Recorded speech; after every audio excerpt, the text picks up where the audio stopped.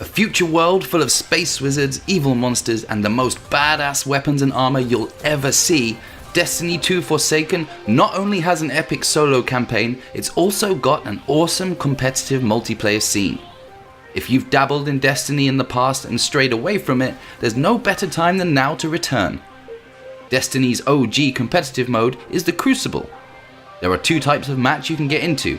Quick play is for casual games, and competitive is where you'll fight to improve your player ranking.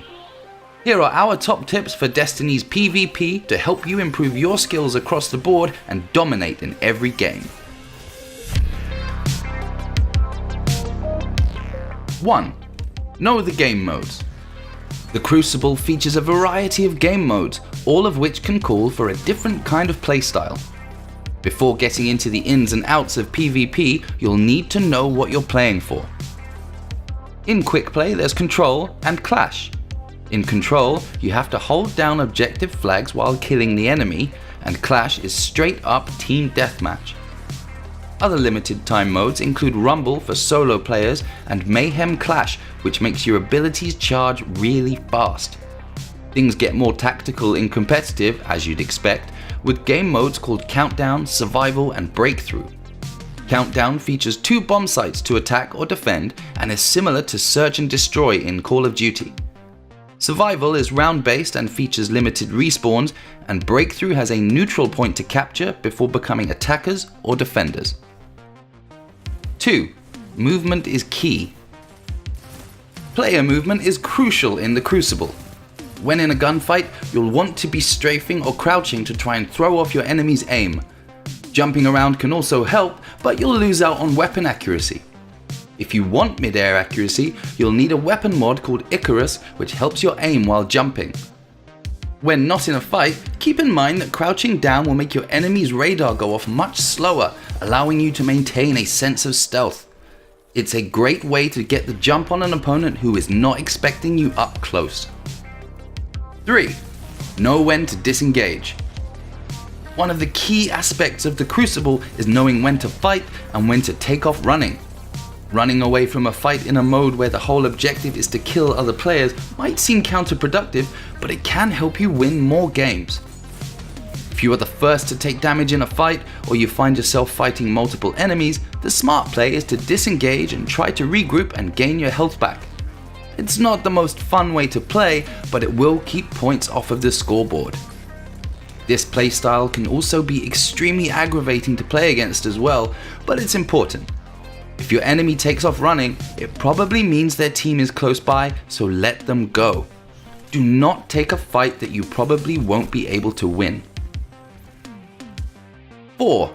Group up.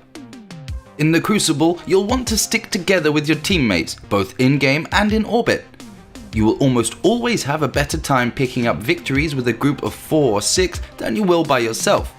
Not only is Crucible more fun with friends, but learning the same group's playstyles will help you flourish. The same can be said for when you're in the actual match itself. Sticking together, calling out enemies, and team shooting them to take them down swiftly can be the difference between wins and losses, especially in competitive modes. It's very difficult to pop off by yourself in Destiny 2 unless you have a super active, so make sure to group up with your allies to make things easier on yourself. 5. Power ammo. Purple bricks of ammo for your power weapon will spawn at intervals throughout the game.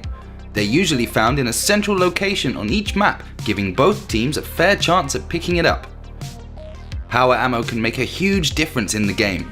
Do not underestimate the importance of the purple bricks. Picking up power ammo will give you the ability to use your power weapon, meaning rocket launchers, swords, grenade launchers, and linear fusion rifles. These weapons often one-shot enemies, allowing you to turn the tide in battle. Purple bricks won't give you a ton of ammo, but a well-placed rocket shot or a few accurate grenade rounds can easily help clear off an objective and swing things in your favor. A common strategy is to capture and hold the middle of the map where power ammo spawns to give your team a resource advantage for the rest of the game. 6. Learn supers. Each of the game's 3 classes have 9 different super abilities to choose from.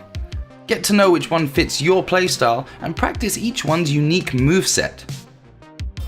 The Warlock's Dawnblade, for example, will let you rain fire from a distance, but the Stormcaller's super will require you to get up close and personal to electrify them. By the time you head to PvP, you should be accustomed to each super, but it's best to choose one that you know inside out and can reliably get kills with. Countering a super can be a pain, but it's important to keep in mind that weapons that use energy ammo deal more damage to players in their super. Sometimes your best bet is to save your own super to counter the enemies, and sometimes you should just run like hell. 7. Get to know your respawns. Depending on the game mode, you will have a pretty easy time predicting where enemies will be respawning. The game will attempt to respawn you near teammates who aren't near an enemy, so keep that in mind when trying to figure out where the enemy will be next. Look where your teammates aren't, and the enemy should be spawning close by. In a mode like Control, you will respawn at or near a flag that is currently being controlled by your team. If you push the enemy's flag too far, they will spawn out away from that flag and elsewhere at random, often ending up behind you. So be careful there. For example, if your team holds flags A and B, but one of your bonehead friends pushes the enemy's C flag, the enemy will then begin to spawn behind you at A and your whole setup will be ruined. A great tactic to win games is to create a spawn trap. If you and your team keep your distance from the enemy's last spawn location, you'll force them to respawn in the same place every time, making it easy to predict where they'll be coming from. Communicate with your team and don't be the noob who rushes in and ruins the plan. 8. Weapons are situational. Destiny 2 has a ton of different weapons and weapon archetypes, so it can be tough to know what to use. Oftentimes, it will depend on the situation. You will likely want to use a combination of close quarters and ranged weapons to help keep you prepared for any situation. A common combination is a pulse rifle and a shotgun, allowing you to use the pulse to shoot enemies at a distance and the shotgun for when you get in close range. You don't want to push near an enemy flag or spawn with something like a scout rifle, and you definitely don't want to try and snipe someone with a shotgun. Make sure to keep your eye on the radar and know where the enemy is before deciding which weapon to pull out. In Forsaken, some of the best guns are the Chattering Bone Pulse Rifle, Better Devil's Hand Cannon, Badlander Shotgun, Play of the Game Grenade Launcher, and Sleeper Stimulant Linear Fusion Rifle. 9. Class Abilities. Each of the game's 3 classes has a unique class ability. Recognizing them and knowing when to use your own can help you in the long run. Warlocks can place a rift that will heal them and their allies or boost their damage. If you can spot a group of enemies standing off a rift, then it's not the best time to go in all guns blazing. If you're playing as a Warlock, placing one down to heal a wounded ally will also be greatly appreciated. Titans can place down walls to block off objectives, so you will either need to shoot it down or avoid it entirely. Don't run into it though, as they will take a serious chunk of your health if you stand in it for too long. The Hunter's dodge move is a great skill to learn and master, making you harder to hit and instantly reloading your weapons.